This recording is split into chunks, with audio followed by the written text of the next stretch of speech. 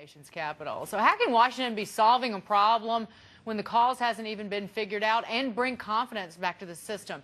Joining us now is Joe Saluzzi, co-head of equity trading at Themis Trading. Joe, does it even matter what actually caused it? Because what we do know is the way the market is set up, the structure of equity trading is flawed and seriously flawed. We would agree 100%. And I can save them a lot of money right now in taxpayer dollars. There's no cause. There's no investigation needed. There's no one particular thing that happened. The problem is, as you just said, the market structure of the equity market is flawed. It's been that way since Reg NMS was adopted fully in 2007. And the biggest problem that we have at Themis Trading, my firm with my partner Sal Arnick, is that the exchanges are embedded with these high-frequency traders and these proprietary trading shops because their business model, which used to be a listings model and corporate model, is no longer. It's now a transaction model, and it's based on giving data and co-location and all these other things that they do. That's where the most of the money is. Now, and one big problem that we have with the New York Stock Exchange, by the way, we agree, the circuit breakers, the New York Stock Exchange did the right thing. They tried to slow it down. There was a major problem.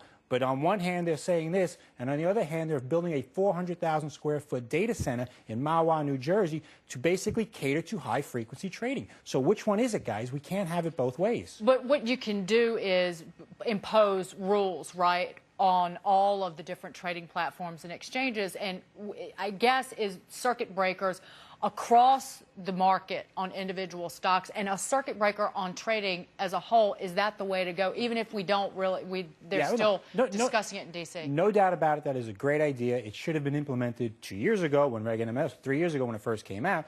And what's funny to us is that the SEC just had a concept release just come out where everyone, market participants were allowed to comment.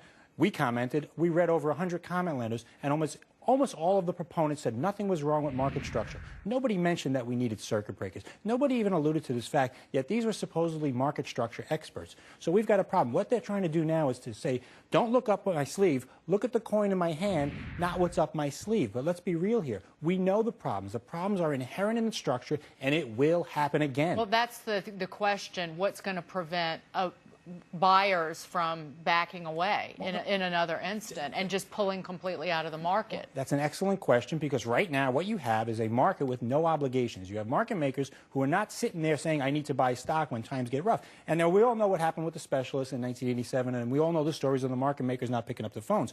But at least markets were there, and they spread them wide. You have to spread them wide, or they slowed them down. What you had now is offers chasing bids down the ladder, which never existed. It exposed the market for what it is, a lack of liquidity, not a full, vibrant liquidity center where people claim they can trade a billion shares of Citibank. Who cares you can trade a billion shares of Citibank when there's no problem? But what happened just shows you that when there was stress in the system, and the stress was caused all day long, there was events going on that day, when you really needed the liquidity, it was nowhere to be found.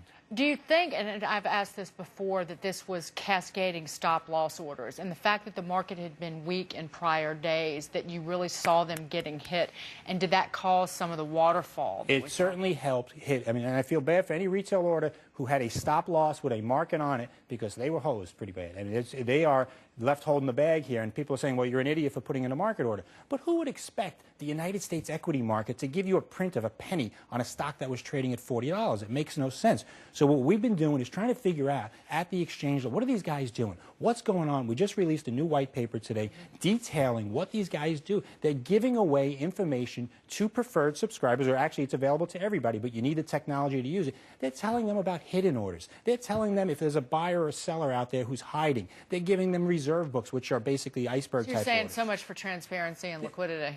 Absolutely. I mean, Senator Kaufman said it best. Fairness and transparency trumps liquidity every time. And right now, we don't have fairness and transparency. Or liquidity last Thursday. Joe, thank you so much. Thanks, Joe Saluzzi, co-head of equity trading at Themis Trading. You leave me that. Absolutely. Still to come this hour.